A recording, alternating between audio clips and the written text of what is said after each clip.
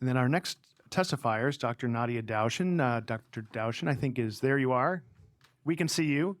Good, thank you. Dr. Dowshen is the co-founder and medical director of the Gender and Sexuality Development Clinic and the director of the Adolescent HIV Services, an associate professor of pediatrics at the University of Pennsylvania School of Medicine.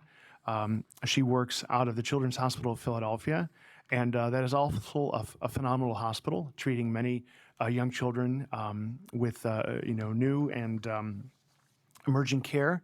We're grateful to have you today, Dr. Dowshen, and you may go ahead with your testimony. Thank you.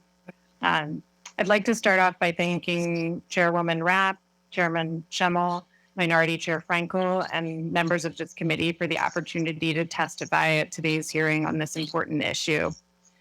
It is a pleasure to speak with you today in my capacity as a pediatrician and an adolescent medicine specialist. I'm a physician and researcher who has been responsible for the care of nearly 2,000 transgender and gender diverse children, adolescents, and young adults. My goals for today are to provide information to the committee about, one, development of gender identity in children and adolescents, describe the gender-affirming care that is provided at multidisciplinary clinics like ours at CHOP and at Hershey in Pittsburgh as well, and the evidence and support for this care by major professional associations. And finally, to share with you the personal experiences of my patients and their caregivers, how this care has benefited them and why is it essential. First, I want to review some basic concepts to ensure that we're all on the same page. First, we often refer to the concept of sex or sex assigned at birth. If you think about it, what is the first thing that people say when a child is born? It's a boy, it's a girl. And how do they decide that? It's based on the identification of a child's genitals by the nurse or doctor in the delivery room. Second, the term gender expression refers to how we signal our gender to the world, what clothes or hairstyle we wear, or what toys we play with, masculine or feminine. Third is the concept of gender identity. For most children, they will grow up to have a gender identity, the internal sense of being male or female, boy or girl, that is the same as their birth assigned sex or their birth certificate gender. And we refer to this as cisgender. This sense of being a boy or a girl begins to develop as early as ages 1 or 2, when kids first become conscious of physical differences between sexes. At age 3, most children can label themselves as boy or girl. At age 4, most children will have a stable gender identity and recognize it as constant. However, for a significant number of people, they will not identify their gender the same as their sex assigned at first, and we refer to this as transgender. There are also many other terms for gender identity that fall across the spectrum, including those individuals who identify as non-binary, who feel that they are not a boy or a girl, or that they are both. It is also important that we distinguish these concepts from sexual orientation and behavior. How we see ourselves as male or female, boy or girl, is different from whom we are attracted to. So while the majority of the children and adolescents identify as cisgender, as much as 1% or more of the US population may identify as transgender, totaling millions of Americans.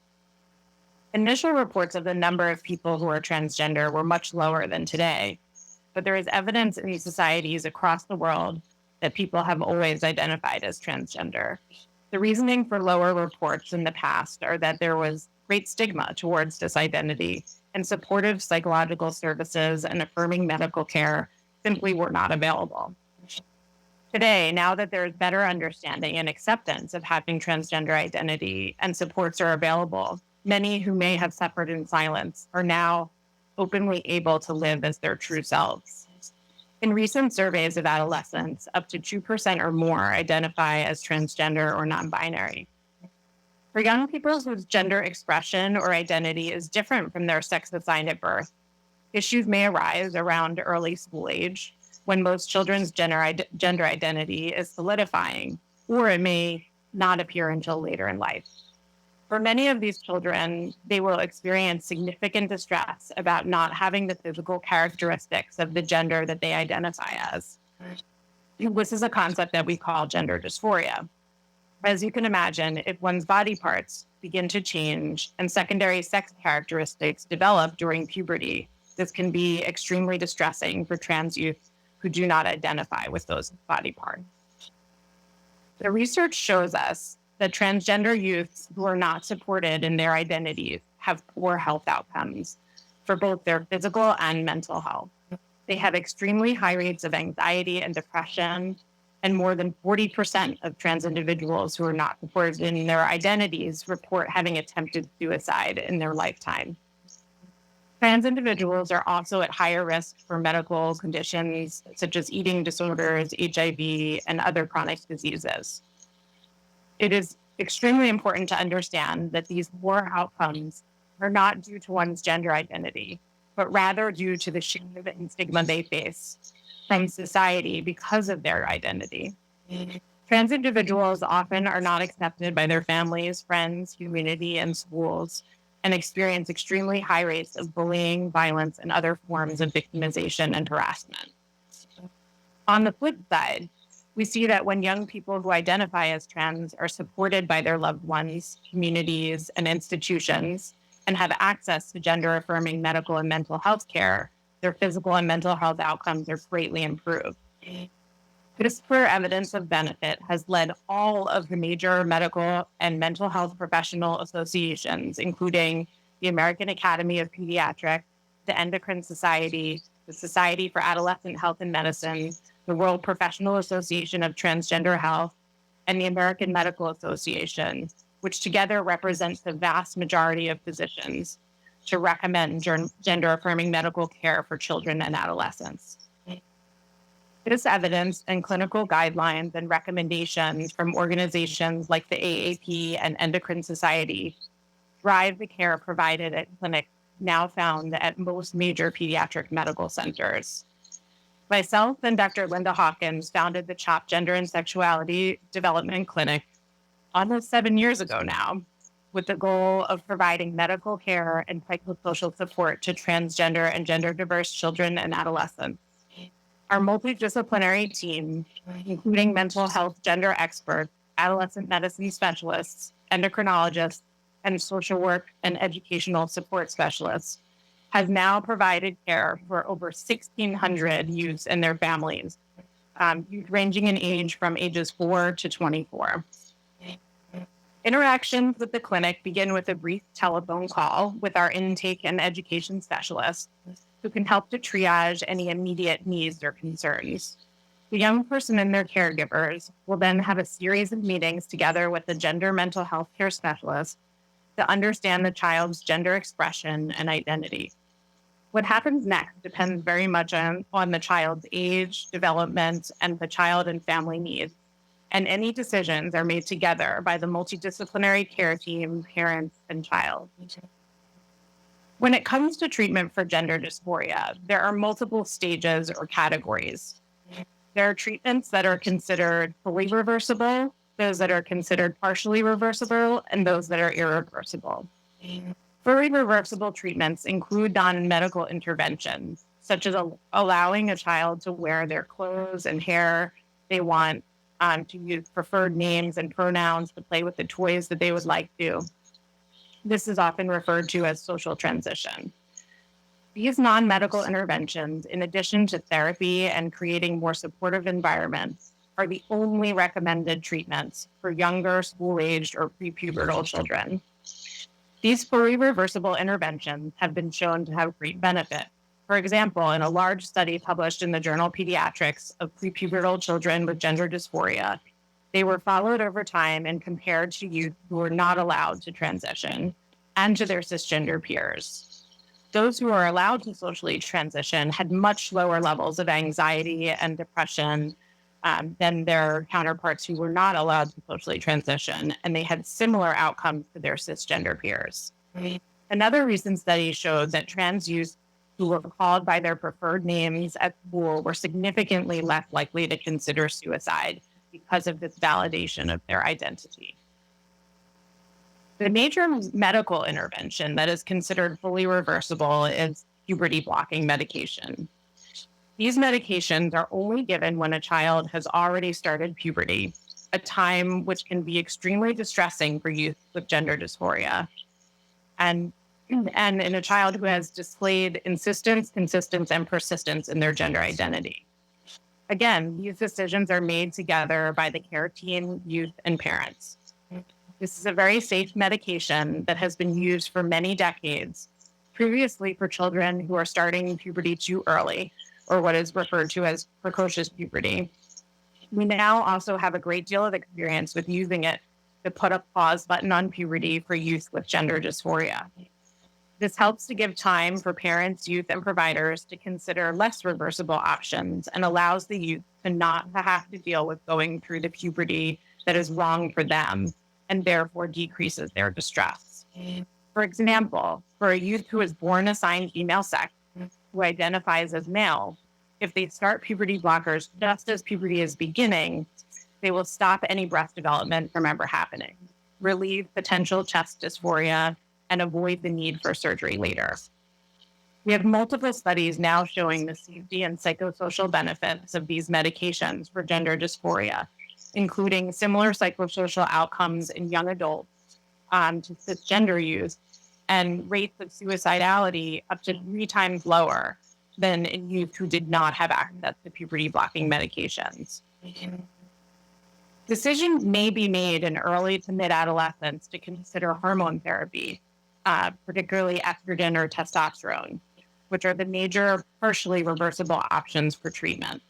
This allows for a child to essentially then go through the puberty that aligns with their gender identity together with their peers. It is important to note that these changes occur over a period of several years, similar to the natural puberty process.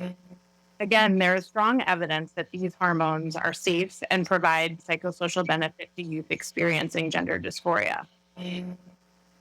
For many trans and non-binary individuals, their chest and genitals may be a significant cause of distress, and they may choose to have a variety of gender-affirming medical procedures to achieve alignment of their body and their gender identity. It is also important to note that many trans individuals do not want to or are not able to have gender-affirming surgeries for a variety of reasons. In general, these surgeries are offered after the age of 18. The most common surgical procedure, as Dr. Dahlk mentioned, that may occur among adolescents is masculinizing chest surgery or bilateral reduction mammoplasty, which is often referred to as top surgery. For those transmasculine youth born assigned female, but have already developed breast tissue when they present for treatment, they frequently experience severe distress related to their chest, almost universally wearing painful chest binders to flatten the appearance of the chest and experience significant functional impairment. Top surgery, which involves removing breast tissue to create a masculine chest appearance, has been shown to have tremendous social and psychological benefit for transmasculine adolescents and young adults.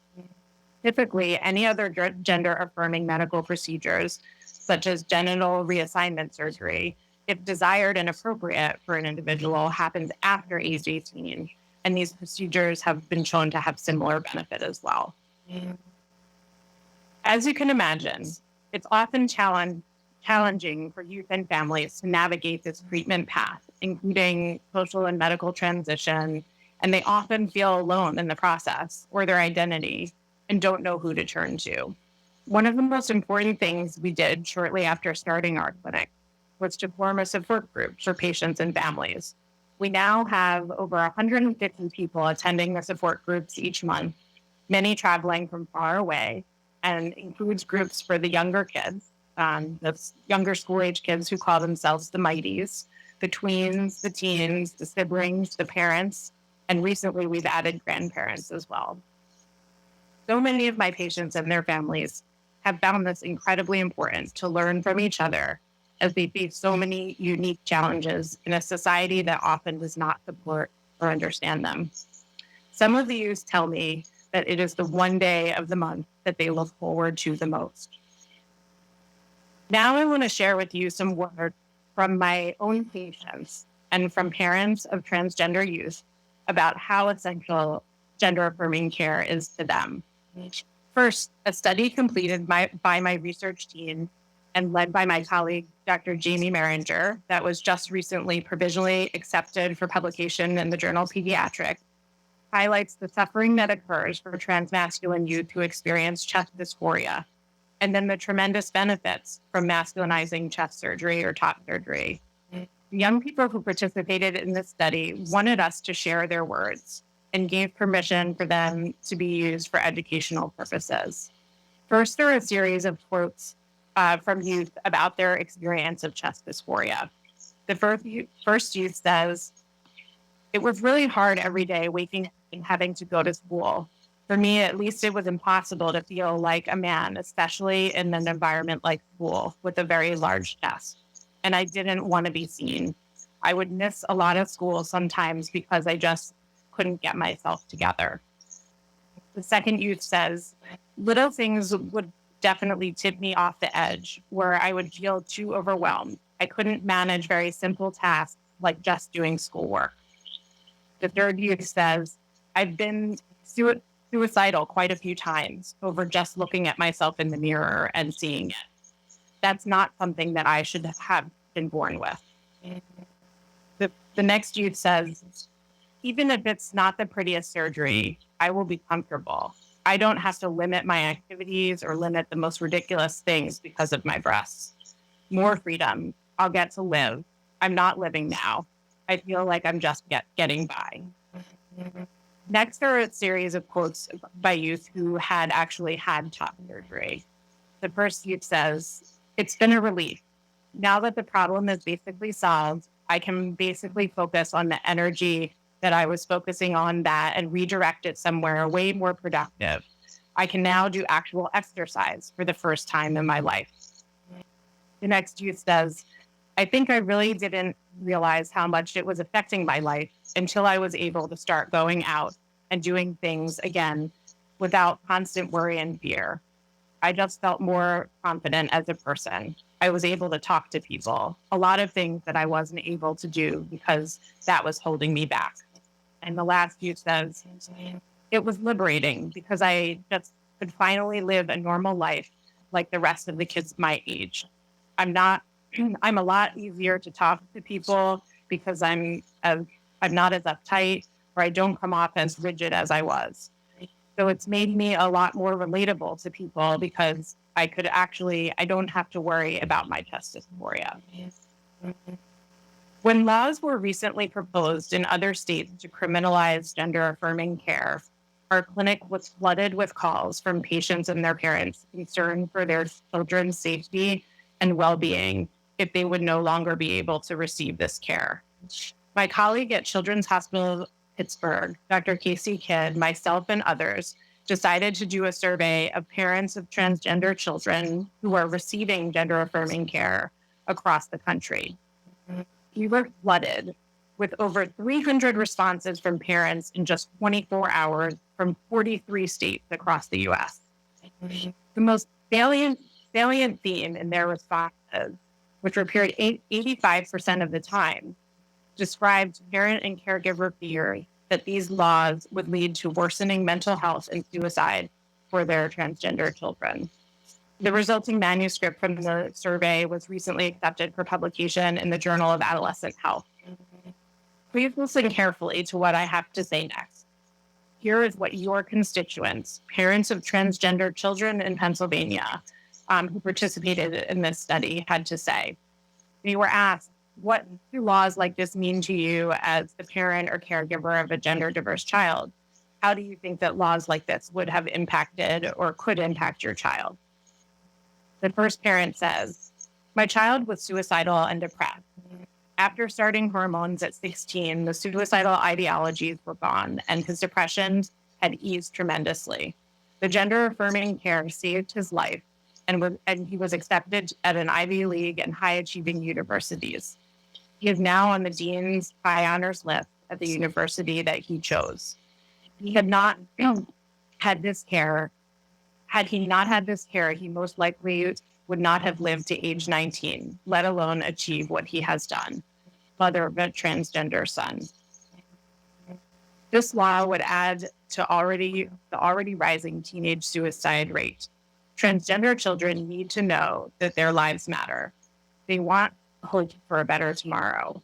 Do not marginalize them. Do not minimize the pain they feel or the ridicule they endure. Mother of a transgender daughter. Laws like this would take away life-saving medicines from kids like mine and ones across the country. Trans kids are already so vulnerable and oftentimes subjected to violence. To take away something that could make them feel closer to their true selves is just cruel. Mother of a transgender daughter. My child is only 5, but every year she gets closer to puberty. We worry about what would happen if we weren't able to get blockers and her body started to change and present in a more masculine way. No one deserves to have their body betray them like that. No one should be allowed to tell me what is right for my child's body other than our doctor. I know that without puberty blockers, my child would forever be subjected to a life of torment, less acceptance, and self-loathing. She would no longer be considered passing, which would put her in danger every single day of the rest of her life. Mother of a transgender daughter. They would make our lives hell, especially my son. He's an honor student now that he started his transition. He's happier than ever, well-adjusted, thoughtful, many friends, and great in school. Before the start of transitioning, he was horrible, acted out in the worst ways, cut himself, lied, etc. Now he's a well-adjusted, respectful child. The difference is astounding. Take his trans care away, he will probably be suicidal. And knowing him, he'd succeed. Removing his trans care would be the same as signing his death warrant. And that's not overstating. Mother of a transgender son. I'm terrified of these laws. You will end up dead, probably through suicide, or I will end up in jail buying his testosterone illegally. Mother of a transgender son. My son would be forced to go through female puberty, causing unwanted and some not completely irreversible changes to happen to his body against his wishes and consent. He would have to then go through more extensive and expensive and medically complicated treatments and surgeries, knowing that there was a better way, that inert blockers and testosterone would have made things safer, cheaper, and easier. His risk of depression and suicidality would increase exponentially. I fear for my son's mental health. If these laws were passed in my state, I fear for his life. Mother of a transgender son. And finally, my assigned female at birth son was in total crisis when he started testosterone. I worried for a year while he was in therapy and had a supportive family and medical team that he would attempt to hurt himself. He was so depressed and anxious. The testosterone and ensuing top surgery were medically necessary interventions that helped my child immensely. Without these treatments, which are recommended by a team of mental health professionals that specialize in adolescent gender issues, a pediatric endocrinologist, and one of the foremost plastic surgeons in the region, my child may not be alive today. Access to this care currently is a privilege for those who have the health care coverage, and in many cases, the intellectual and emotional resources and time to fight a healthcare system that does not, in most cases, just accept that trans kids have legitimate medical needs that should be treated so they can live. All any parent wants is for their child to grow up to be happy and healthy and realize their full potential. Being able to get the care my child needs means he gets to do those things. He will always be a member of a marginalized group, so he will likely have to deal with discrimination his whole life, in addition to the dysphoria that is part of being trans. But his access to medical care is the difference between him being able to simply live his life and him being in health. Laws that would restrict or eliminate his access to care are tantamount to a life of misery or even no life at all. Denying care to vulnerable populations means actively endorsing that their lives are unimportant. I assure you as a parent that nothing could be farther from the truth. Look at statistics on suicide attempts and completions for trans versus LGBT youth, and you see that they are exponentially more at risk than LGBTQ. Ask yourself why it is okay for kids with other chronic health concerns to get treatment, but not for our kids. If you or someone you know has a child with a chronic medical condition, ask yourself how you would feel if you knew that lawmakers were considering making their care illegal. My son is bright, kind, and has a lot to offer the world. I love him, and caring for him is something that his family and his doctors, not legislators, should be in charge of. You don't know my son, but if you did, you wouldn't want to write him off. Mother of a transgender son.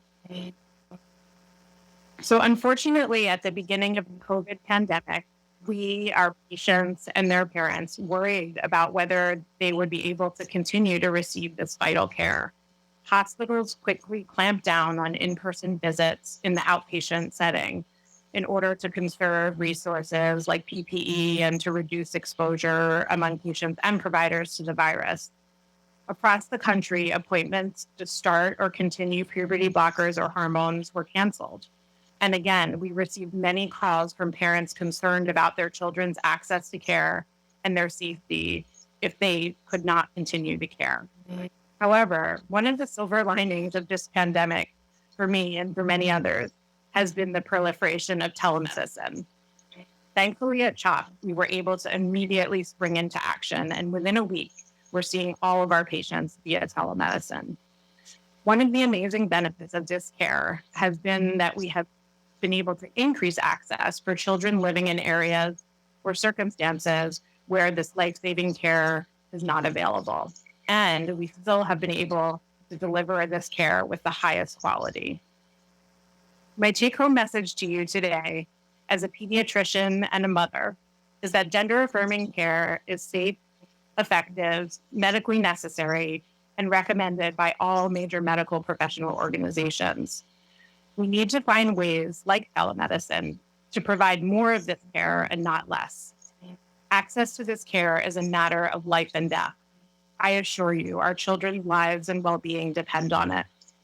Again, I thank you for your time and attention, and I'm happy to take any questions at this time. Thank you, Dr. Dowshen, for your testimony. And one point of clarification, as you may not have heard from the very beginning of the testimony today, I'm not aware that the legislature in Pennsylvania is currently circulating any legislation which would outlaw the transgender care that you provide at your clinic. And the purview of this subcommittee is really just to explore what that care is in light of the fact that the governor has made that accessible through Medicaid. So in that way, the Commonwealth or the taxpayers of Pennsylvania are consumers. They're paying for the service. Also, as last I knew from my discussions with the Secretary of Health, I'm not aware that actually any Medicaid patient has requested that care. That may have changed. That's a few years old. With that, if you're willing to take a few questions, I'll see what subcommittee members have. Chairman Delicio. Chairwoman, sorry. That's okay. I'll answer. Good morning, Dr. Dowshen. Thank you for being here today. A couple of quick questions, and I'll save my comment or two for when we close. Are the referrals, the children that are referred to the clinic, are those a combination of self-referrals? Are those referrals made from those individual children's pediatricians? Is it how do those folks find their way to your door? Yeah, that's a great question. I'll tell you that when we first opened the clinic 7 years ago, and Dr. Hawkins and I were on local radio talking about it, we had 24 calls from parents within 24 hours because there was no care like this available, and people were just waiting to get their children into somewhere where they could find the appropriate support. Since then, we've had consistently over the last 6.5 years, approximately 3 to 5 referrals per week. And they're coming from a variety of places. Many, as you mentioned, are coming from the child's pediatrician. And like Dr. Doc talked about, it is now standard practice that pediatricians in general should be asking patients and families about this. And particularly for adolescents, they should be spending confidential time with adolescents to ask them about things like their gender and sexuality. And so the more that pediatricians are becoming comfortable with talking about these topics with patients and families, the more that they are getting comfortable with then saying, okay, well, if a young person says they have these concerns or the parent has these concerns, we'll make this referral on to the, CHOP Gender and Sexuality Development Clinic. We also have a lot of parents and children who are coming to us directly. And specifically to address one of the questions that came up before, we are seeing kids at a variety of ages, and we're definitely seeing large numbers now of kids coming, in that sort of early school age time, where they're expressing their gender differently than parents expect. And when parents are supportive or they're confused about what's going on with their child, they will contact us directly. And, as I said, and as Dr. Doc talked about in the beginning, that care is really just to do, assessments and provide support. There's no medical intervention at this point. But yeah, we're really getting referrals from a variety of resources. We're also getting a lot more referrals from other institutions and other youth-serving professionals, so who are working with youth in other capacities, sometimes from within the foster care system or the mental health system, through homeless shelters for youth who are in need of support. Thank you. I appreciate that. It just kind of and again, as I said when we started this hearing today, this is a new body of knowledge for me. Certainly, my awareness was there, but it's there much more. So I actually very grateful to Rep. Schemmel for suggesting this as a topic and suggesting that we take this opportunity while there is not any legislation to educate ourselves, because there was quite a bit of discussion when the reauthorization bill went through. So my one takeaway has been after these two hearings is that this is highly nuanced. This is not a linear event where you check this box, check the, we've done A and now we move on to B and now we move on to C, with the end result being, a sex change operation. This is, I have heard clearly from Dr. Dalk today, as well as yourself, that this is as one would imagine in a situation like this, a very thoughtful process where my sister happens to be a mental health professional, and she's always advised me that I come out of long-term care, but if you want to get somebody from point A to point B, you better start where they are at point A in order to help them get to wherever they need to be, which may or may not be point B, actually. So am I wrong to characterize that in this way, that this is highly nuanced? It's as individualized as these children are and what their particular needs are depending on where they're at in the process. Yeah, your characterization is 100% spot on. We're in this era where folks have recognized that in the field of medicine, we need to provide individualized and tailored care. You'll hear terms like personalized or precision medicine, and that's exactly what we're doing here.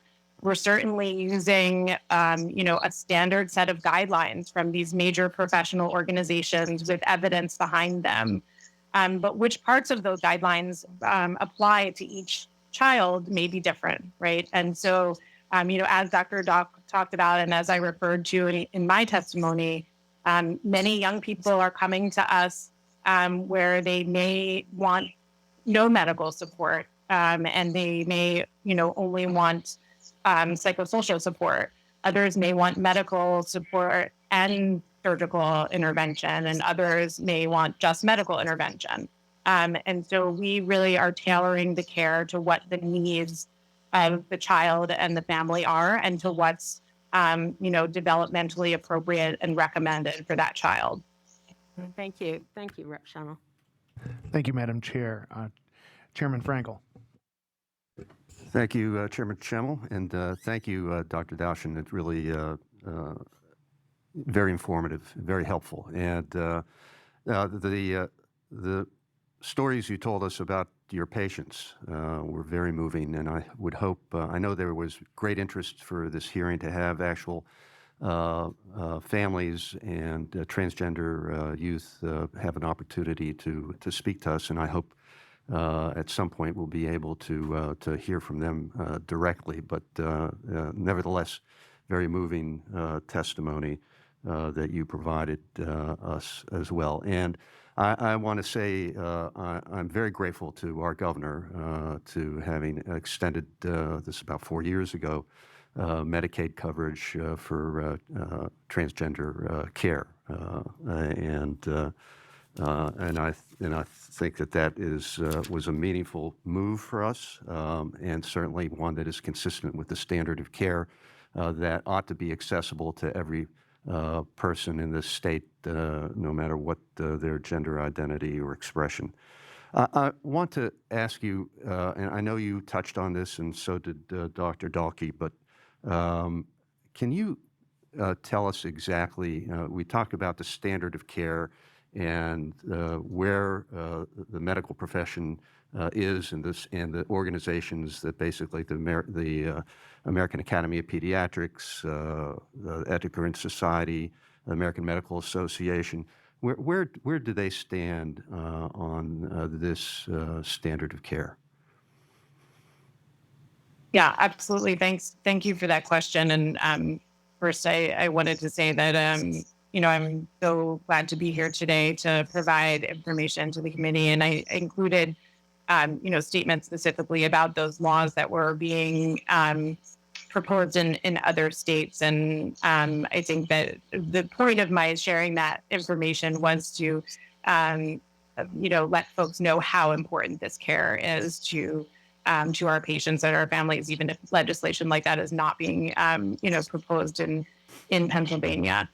And as far as the major medical professional associations, so as both Dr. Dahlke and I talked about in our testimony, it's both all of the major mental health professional organizations as well as all of the major medical professional organizations that support the model of care that our clinics are providing. And it's very clearly outlined in the Endocrine Society guidelines and the WPATH standards of care, the World Professional Association of Transgender Health standards of care, as well as in the American Academy of Pediatrics statement on transgender and gender diverse youth and their clinical practice guidelines. So all of the things that we are talking about today and the way in which our clinics are providing care are consistent with those sets of guidelines from these organizations that represent, almost all pediatricians and mental health providers who are involved in this care. Thank you very much. Really appreciate again your testimony today, and I think gave us all a much better understanding of gender affirming care that I think would be so necessary for our youth, particularly that are so much at risk without this care. So thank you very much. Thank you, Chairman. Representative Zimmerman. Thank you, Chairman Schemmel, and thank you, Dr. Dowshen. So several questions. Let me just start with the question at CHOP. How many patients that are biological girls versus boys are taking place right now? What does that percentage look like? So I don't have the exact numbers for you. And I think what you're referring to is how many individuals who were born assigned female sex versus who were born assigned male sex. And, generally we have probably close to 2/3 of individuals who are born assigned female sex who are presenting to care. But that, as Dr. Dahlk mentioned, also varies across the country. Okay. What's the youngest that you would treat a child? So also, as Dr. Dahlk mentioned, and as I referred to in my testimony, I think the youngest child that we've seen in our clinic is age 4. But at that age, what we're doing is if a parent is bringing their child because they have a concern or a question about what's going on with that child's gender expression or gender identity, or if they are understanding their child's gender identity and want to know how to be supportive. In any of those scenarios, they may contact our clinic or their pediatrician may refer them to us. And so first we'll sort of start off by giving them some resources and support. And we will also have them meeting with a mental health gender specialist who will, try to understand what's going on with the child's gender identity and expression, like Dr. Dahlk talked about. And then making recommendations for how they can, support their child, which, the main recommendation that we're always making is that you should love your child for who they are, and that will be what's best for them. And then, like Dr. Dahlk said, it will often involve saying, okay, well, if the child seems more comfortable with being called this name or wearing this type of clothing, let's let them do that. And let's see, how they're feeling when they're allowed to do that. And again, like Dr. Dahlk said, if we see that the child is feeling better and persisting in that identity, then we know that we're on the right track. Great. Okay. So, so what percent, again, of children coming to CHOP would be before puberty? Or did I understand most of them are after? What percent might be before puberty? Yeah, so the majority are still coming to us after puberty. But we do have, increasing numbers of, and then we've had significant numbers of kids from the beginning of the clinic who are coming during early school age, around, age 4 or 5, or other times before puberty. And for those kids who are coming before they hit puberty, again, we're only recommending, psychosocial support and non-medical interventions. Okay. And when it comes to puberty blockers, what age do they generally start? What about cross-sex hormones? At what age do those things start? Sure, great question.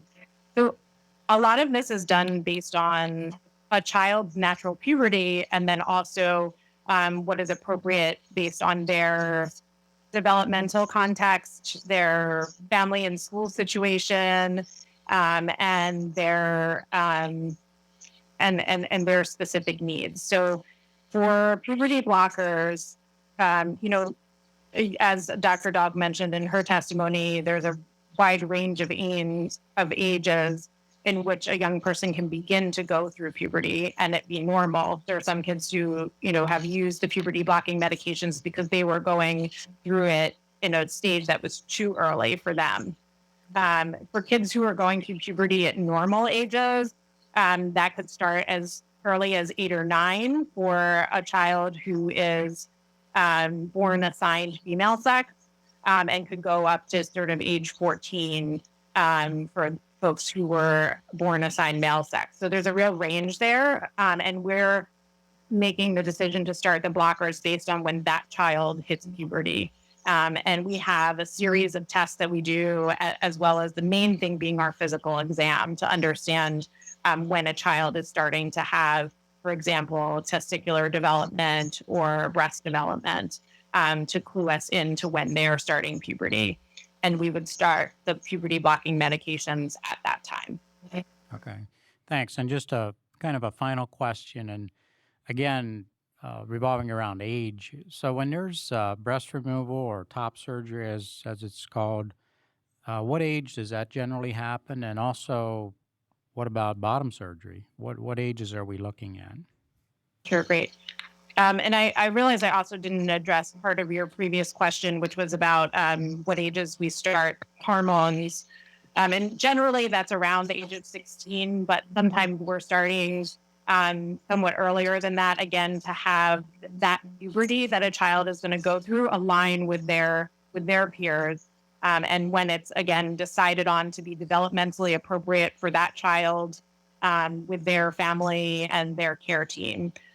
So there's, I think that there isn't really a strict number, but it's really more about when it's developmentally and socially and medically appropriate for that child.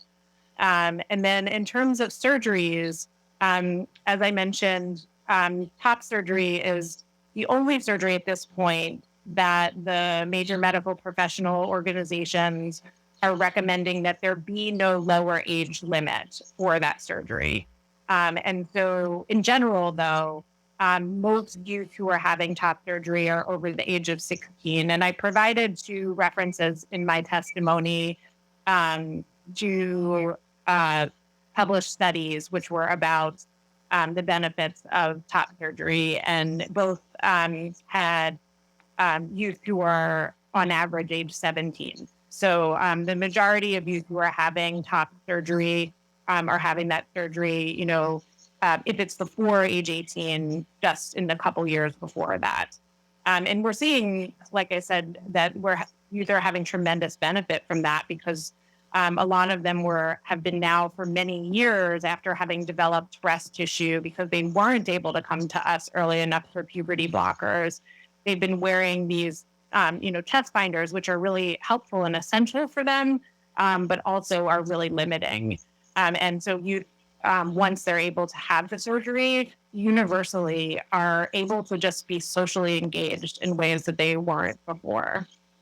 And then when it comes to bottom surgery, which, some people will refer to as sex reassignment surgery or gender reassignment surgery, I refer to it as genital reassignment surgery, because as we talked about, people can have a variety of different feelings about certain parts of their bodies when they have gender dysphoria. And for some people, their genitals do not necessarily define their gender. And some people who, who are a trans woman, for example, who will live their life, their entire life as a woman, may not choose to have any surgery on any bottom surgery. And the same could be true for a transmasculine individual. However, for many people, it will be really important to have this surgery. These genital reassignment surgeries generally almost always occur after the age of 18.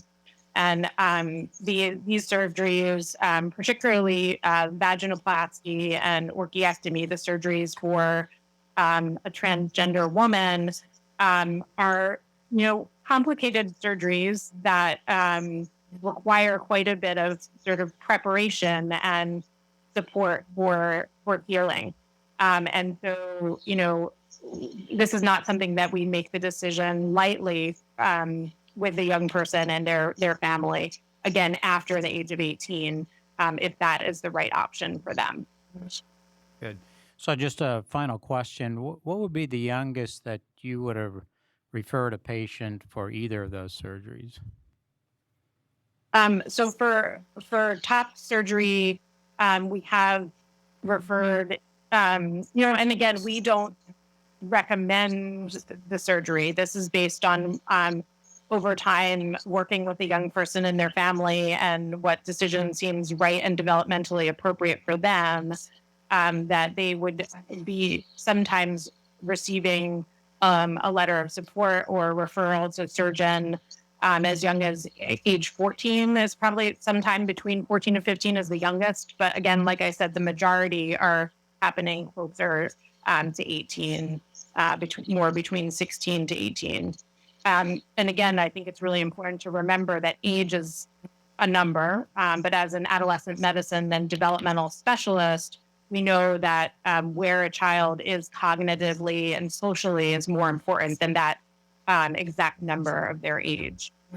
Yeah, good. Yeah, appreciate that. And just another real quick question to end with that. But what what would have been the youngest that you would have recommended across this cross-sex hormones? What might have that number been or age been? Yeah. So that is also highly dependent on the individual situation. We're talking about sort of two different groups of individuals: those who have come to us when they're really young and who started on puberty blockers, and those of us who are coming to us later after they've already gone through most of or all of puberty. And we sort of see this what we call bimodal distribution.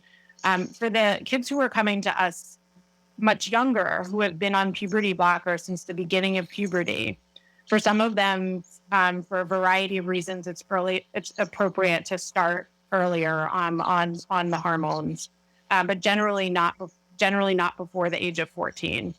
Okay. Okay. Thank you. Thank you, Representative Cox. Thank you, Mr. Chairman. Thank you, Dr. Dowshen. So I understand that puberty blocking drugs can slow down or stop a child's growth and can result in underdeveloped bones. When you have these discussions regarding the use of those particular drugs, you caution the patient. And, I'm hearing some of I guess I heard 8 or 9 years old is some of the puberty blocking drugs going into use. So kind of a wrapped up question. Are parents, first of all, are parents in those meetings with the 8 and 9-year-old children? Okay. And so the discussion you have with parents regarding the risk of potentially utilizing puberty blocking drugs, what does that sound like? What does that discussion entail? Yeah, thanks very much for this important question.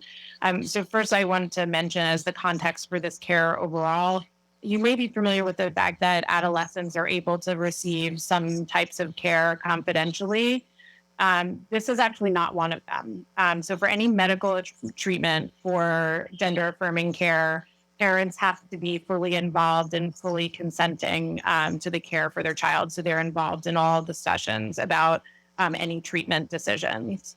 And in terms of the consent for care, we have very extensive consent forms, which I'm happy to share with you, that are pages and pages long, that detail sort of all of the risks and benefits, side effects, expectations for these medical medications or medical interventions. As Dr. Dahl referred to, there is no medication that comes without a risk or a side effect, right? But it's all about weighing, the potential benefit and what that ratio of risk to benefit is. And it's very clear that, these medications provide much more benefit than they do risk based on multiple studies. I do want to address specifically your questions about growth and about bones, because these are real ones. These are ones that parents ask us. These are ones that providers worry about. So in terms of growth, with the puberty blockers, what happens is, just think of it, as I mentioned in my testimony, like you're putting a pause button on puberty. So in puberty, you know that the growth velocity accelerates. So how fast someone grows starts to increase. So you may have been growing only 1 or 2 inches a year. You may, during puberty at points, start to grow 3 or 4 inches a year. So when we say that we're putting a pause button on puberty, we're not preventing the child from growing. We're just having them grow at a pre-pubertal rate. And then as soon as we start cross-sex hormones, or if they were to go into puberty as their assigned sex, they would grow normally during that time for puberty. So we generally also, once we start hormones, are then going to have an impact on height with that. So, if once we're starting female hormones, we will, for estrogen, we will fuse the growth plates. So a child will then, end up potentially being shorter than they would have if they didn't have that medication. And for most trans women, that's actually a good thing. They do not necessarily want to be the tallest person in the room. But we're also talking about relatively small effect on height, which is more determined by your genes, by your parents' heights. So we have a discussion with them because they often want to know, is this going to make me shorter? Is this going to make me taller? And the answer really is like, we don't know for sure, but it's not going to be a big difference from what you would have been otherwise if we didn't give you these medications. Okay. And then in terms of the issue about bones, I think it's important that, again, we recognize the fact that kids are on these medications for a relatively brief period of time. You have many, many years over your lifetime to lay down bone and to increase your bone density.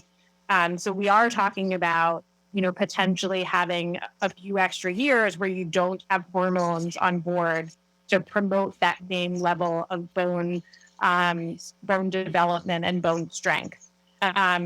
However, and in some studies, it has been shown that some kids will have a decrease in their bone density during the time that they're on these puberty blocking medications.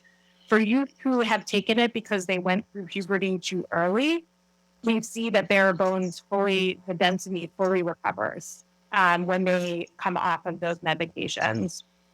For some transgender youth, and there have been multiple studies with somewhat conflicting evidence, some kids will have decreases and they won't fully recover from those decreases with their bone mineral density.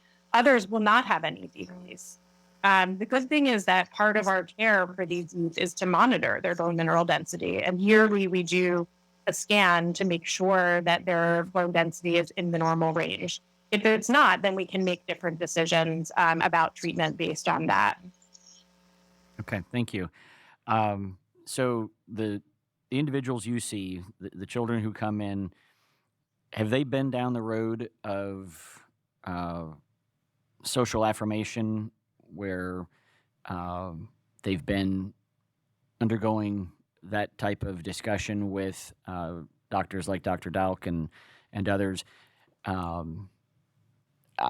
Is it safe to assume that they've all gone through that affirmation process, if you will, at least for a period of time before they arrive in your office, or are those going on at the same time? Yeah. So as Dr. Dalk mentioned previously, this is a sort of spectrum of coordinated care. So we're all kind of working together. But yeah, before there is any medical intervention recommended, which is when they're coming to see me, they've already been working with a mental health gender specialist for some time. It could be, depending on the age of the child, a series of months versus years. Okay.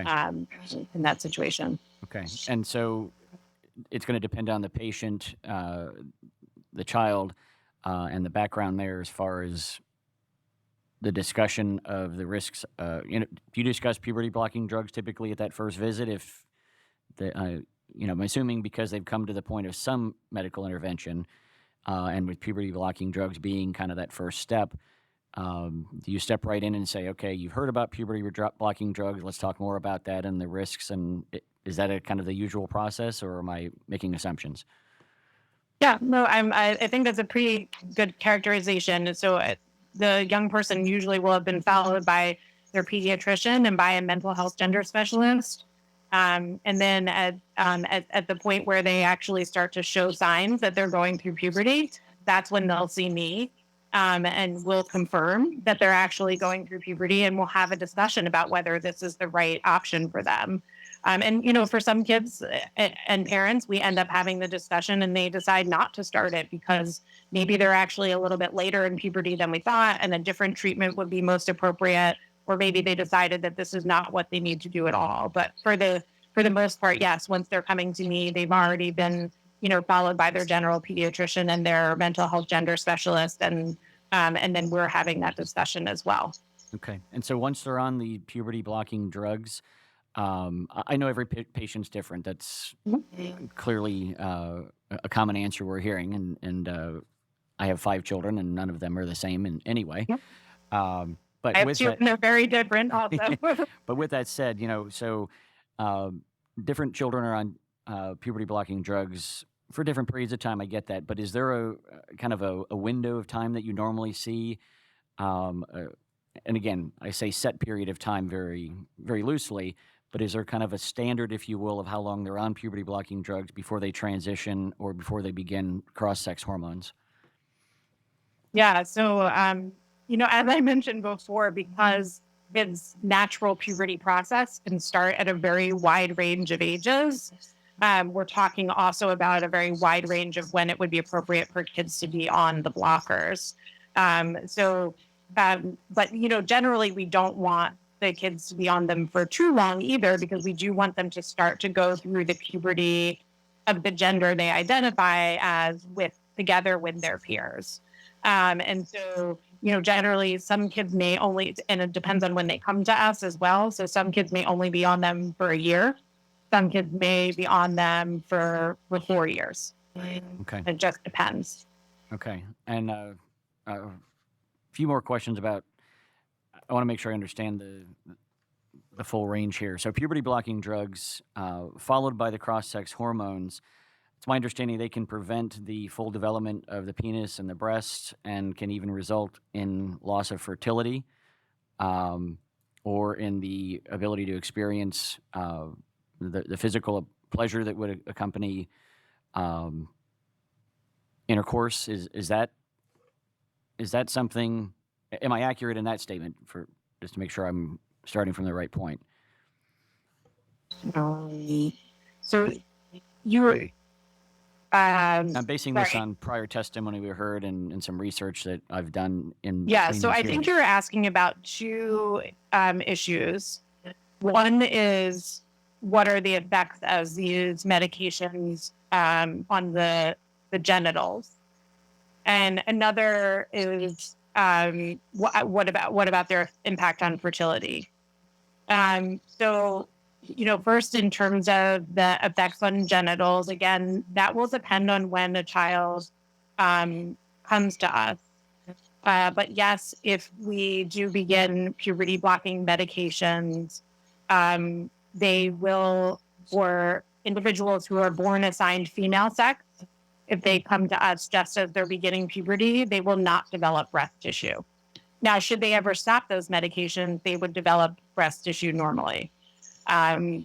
If for those who are born assigned male sex, who identify as female, if they come to us early, they will have, less testicular and penile development.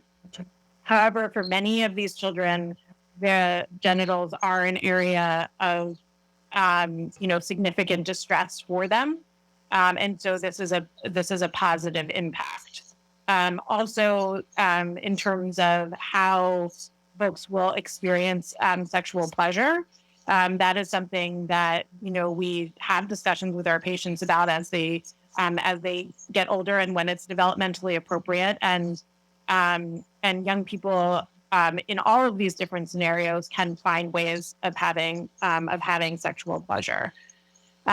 When it comes to, and just to be also clear, the medications again will not change any child's genitals, even though they may not grow beyond that prepubertal level. That would then happen if they had surgery, which again would not be until after the age of 18. When it comes to the questions about fertility, these are important ones that we discuss with patients and families early on and often. So we certainly have discussions prior to starting puberty blockers and prior to starting gender affirming hormones, testosterone or estrogen. What's interesting is that the field of assisted reproductive technology is rapidly evolving, and our understanding of the impacts of these medications on biological fertility are also evolving. I also want to take a step back for a second to say that, transgender youth and their families, just like everyone else, may, are aware of the fact that there are other ways to build families beyond having a child biologically, right? That folks can adopt as well. And many transgender children and adolescents are interested in having biological children, and many are not interested in having children at all, or are interested in adopting. And I think that we come from a place of having a discussion to say this is how these interventions may impact your fertility. And there are steps that you may be able to take if biological fertility is something that's really important to you. So it's important to note that until someone has surgery, if they were to have genital surgery or surgery of their other reproductive organs, which would not happen until after the age 18, if they were to have any intervention before that, there is still a possibility of biologic fertility. Though the thing that's important to know for those of you who are going on to the puberty blocking medications, there are, most of what we know about fertility preservation comes from the pediatric oncology literature and experience. So kids with cancer who are going to be taking medications that may impact their fertility.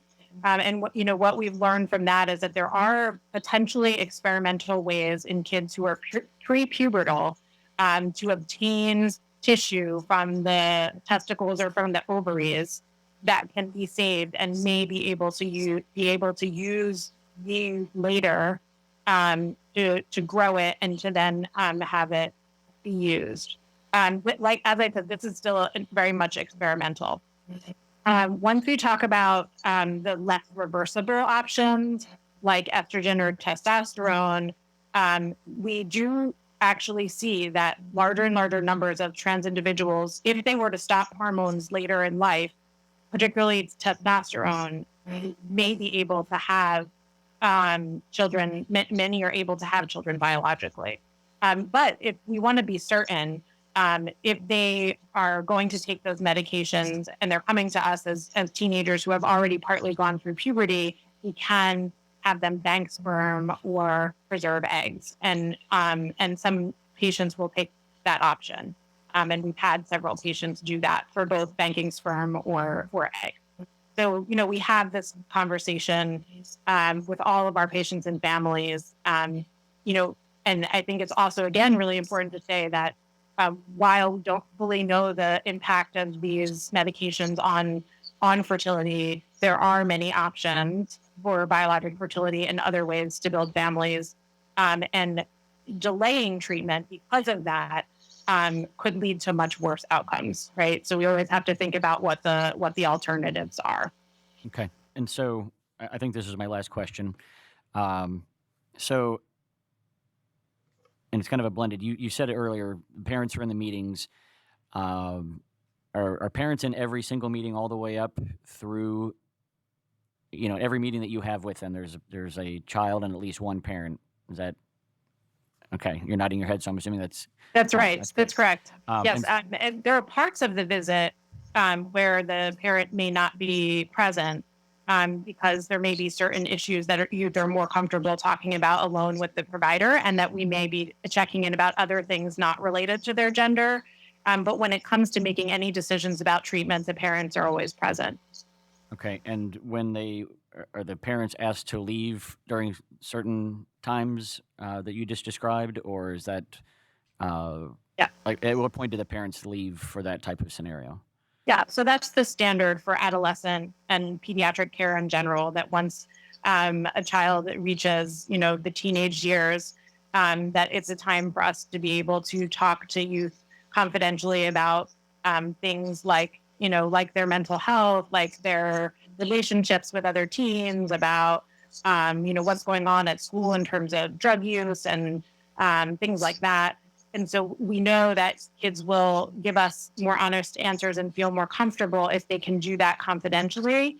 And that sometimes sometimes kids don't want to disappoint their parents. And so they may want to tell the provider about those things. We then always, of course, are working with adolescents to have them, involve their parents in those discussions. However, again, when it comes to any decisions about treatment for gender dysphoria, that's being made all together, with the family. But for example, there might be something that because of the hormones is happening with their body, to their private parts that they don't want to discuss in front of their parents. And so we'll always have time to discuss that alone. Some of the kids will say, like, I still want my parents to be a part of the conversation. They know everything about that. And other kids will say no. But in the end, as I mentioned, if we're making any decisions about treatment, then the parents are always part of that conversation.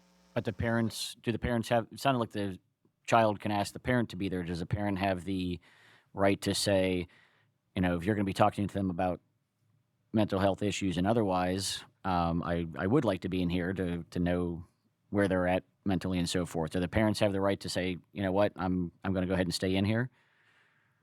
So as I mentioned, we present this to parents as we recommend having this confidential time with adolescents, because it's not about us, trying to talk to your kids about things that you don't know about, but it's about providing that, that forum for them to start to learn how to take care of their own health care, and to have conversations with a provider one-on-one. And we may ask about things, certain things, and the youth does have that right to keep that confidential. A parent can always say they don't want that to happen, but that rarely ever happens. Okay. Most parents understand that their kids benefit from having that conversation with the medical provider. Okay, so I promise this will be my last question. So at what age ultimately do you believe that a child can fully appreciate the impact of these potentially permanent conditions? You describe them as less reversible options. What is that age that you typically see is when they can fully understand the type of the decision that, their parents can weigh in, but ultimately the child has to live with it for the rest of their life, or until something else occurs. What is that age or range, if I could ask you? Yeah, so I think you're starting to predict already that I'm not going to be able to give you an exact age, because every child's situation is different, and it's about where they are at developmentally, whether they cognitively understand things. And we won't make recommendations unless we know that a child is socially and cognitively ready for that. And again, the decision is being made together with the parents, the youth themselves, and our multidisciplinary care team. Okay, thank you very much. Well, Thank you. I believe that Representative Daly has a question.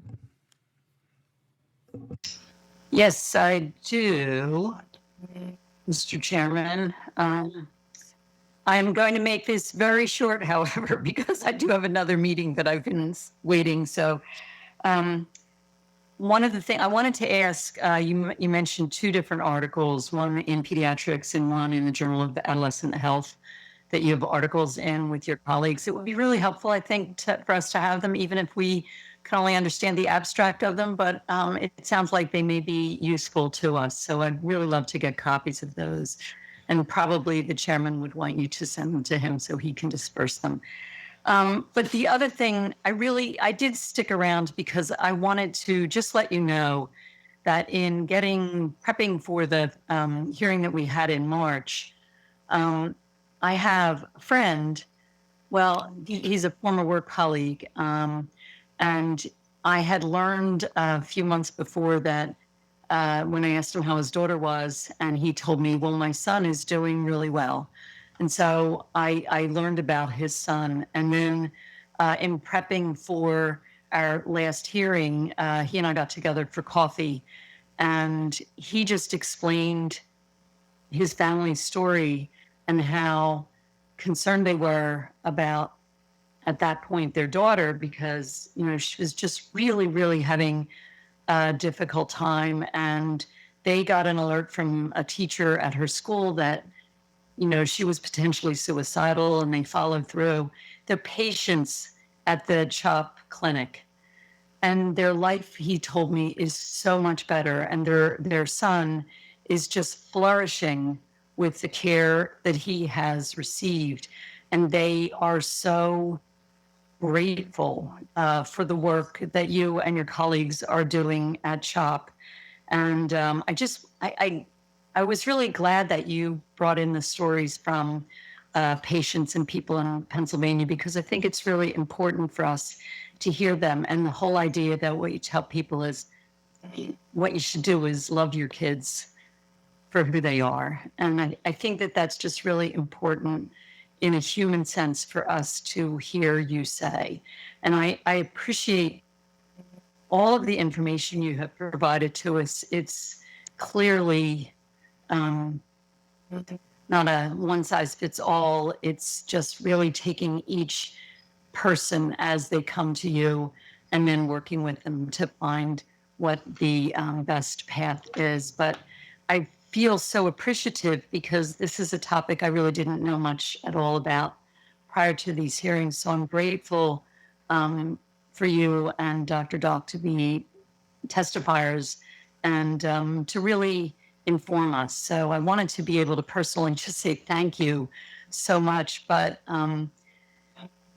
just because, when you don't know something about something, it really helps to listen to physicians who are really looking at the needs of their patients. And I'm sure you're all learning things yourselves as you move forward, because it's a topic that doesn't seem like it's that old in some ways, but it's been there, because I remember hearing about a cousin who had a baby and they weren't really sure what gender the baby was.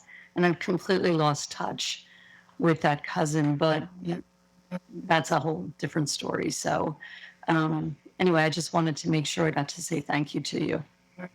And if you'll send us those papers, that would be great. Yeah, absolutely. Well, thank you so much for inviting me today. And I've been to Harrisburg before to talk with various members about these issues, and I'm very happy to come and provide education and information anytime you all would like. And the story that you talked about, we have 1,650 kids now who have similar stories, and I feel so privileged to be able to be part of their care. In terms of the articles, those two articles are actually just accepted for publication. So they aren't actually available yet, but as soon as they are available, I will make sure to send them to you all, and any other references or information that you might need, please feel free to call on me anytime for that. Thank you so much. Thank you so much. Thank you, Representative Daly. A few questions of my own, Doctor. So a natal male who uses puberty blockers, they will end up with a childlike genitalia. Do you believe that will then sort of contribute to their desire to subsequently have surgery? Otherwise, they would go through life with as a trans woman with a childlike penis. I'm sorry. So you're asking about somebody who was born assigned male, but who identifies as female? Correct. And they've gone through the regimen of puberty blockers. Therefore, their genitalia has not developed. So they would have a pre-pubertal genitalia. Do you believe that then contributes to their desire later to have surgical intervention? Yeah. No, as far as I'm aware, there's no evidence, and I haven't experienced it at all clinically that has impacted one's decisions. As I mentioned, many of these youth are dysphoric about that body part to begin with, and even prior to starting puberty blockers, they would be wanting to have that surgery. And for others, they are okay with the genitalia that they have. But, again, as I mentioned before, for many individuals, their genitalia does not necessarily correlate with their gender or define their gender for them. And so, we are always there to support young people in building a safe and healthy relationships as they get older. But, there's a real variety of what people look like and what their body parts are. So, to the average person, these children will look physically not look different. Okay. A previous testifier, Dr. Stephen Levine, had testified that young children who go through facilities like the gender clinic, find themselves in a very supportive environment, a celebratory environment, and that corresponds to that age in life when they're in school and so forth. So he said it's no surprise that they have happy outcomes at that point. He asserted that it was actually later in life that individuals who transitioned young end up feeling sort of isolated and alone. They've lost that support group and they find it difficult to have close relationships. Are you aware of any research that details the outcomes for children treated with blockers, testosterone hormones rather, and so forth, 10 or more years after that, the administration of those drugs? Yeah, so the main sort of long-term outcome data that we have is actually from the Dutch, who were providing this care earlier than we were in the U.S. And that is one of the articles that I referenced in Pediatrics, which was a longitudinal studies of kids who had puberty blockers, hormones, and surgeries. And then they were followed into their young adulthood, up into their mid to late 20s. And these folks had excellent psychosocial outcomes. And also, now I've been doing this, I'm dating myself, but I've been doing this care long enough for 15 years that I have seen what has happened to my patients over time. And I have generally not experienced a single patient who has regret over all of that time. What percentage of your patients have you followed up with for the full 15 years? So there's no, I'm not able to actively follow them because I'm a pediatrician once they're 24 and beyond. But as long as they stay in our clinic, there are young people that I've taken care of now for almost 10 years, just within the confines of our clinic. And then, we often stay in touch. And, if there are ever concerns or complaints about our care, of course, will come to us. We have not received any instances of individuals who had regret of the care that they received. You explained in your testimony that at least at CHOP, 2/3 of the children who present are natal females, or you would say sex assigned at birth as females. I've seen other research that says that this is a growing trend, that there are more natal females that are seeking gender care at gender clinics than there are natal males. You've obviously observed this in your own clinic. What do you think explains that disparity? Yeah, so I don't think that it's a growing trend. This has been something that we've seen from the beginning of providing this type of care. And the most likely reason for that is that for trans feminine youth, for those individuals who are born assigned male who identify as female, that they're less likely to be accepted in their gender in society, and therefore they're less likely to present for care, and will be more likely to come later in life rather than earlier in life to seek treatment. But the actual numbers of people who are transgender based on the sex they were assigned at birth, from all the data that's there, the numbers are equal. It's just a matter of who feels in our society and who has access to care. Okay, and one final question. This is actually very similar. Some research I've seen indicates that there is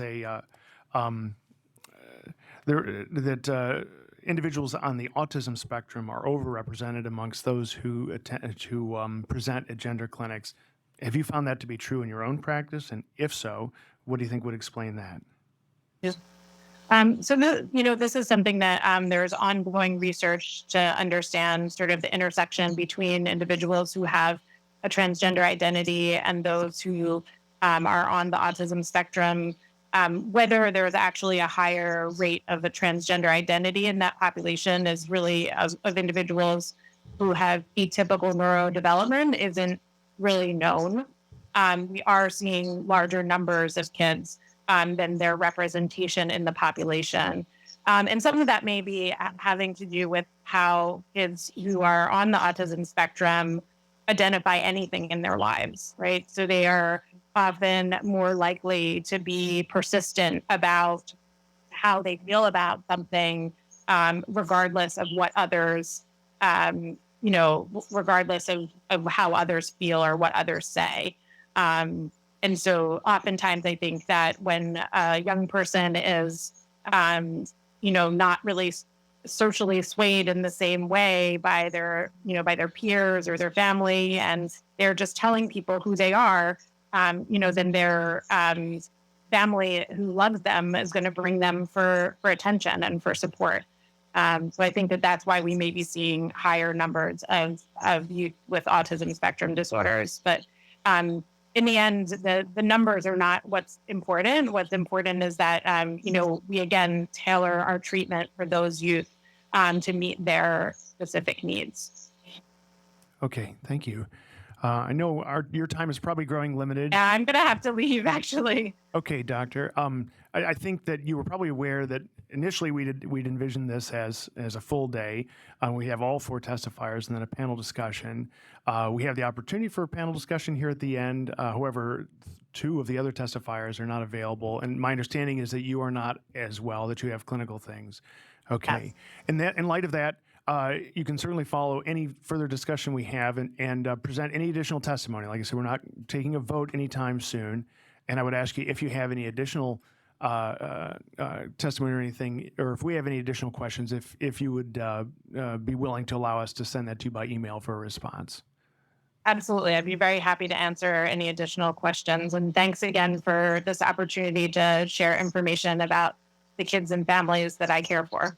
Very well. Thank you so much, Dr. Dowshen. Take care. Bye-bye.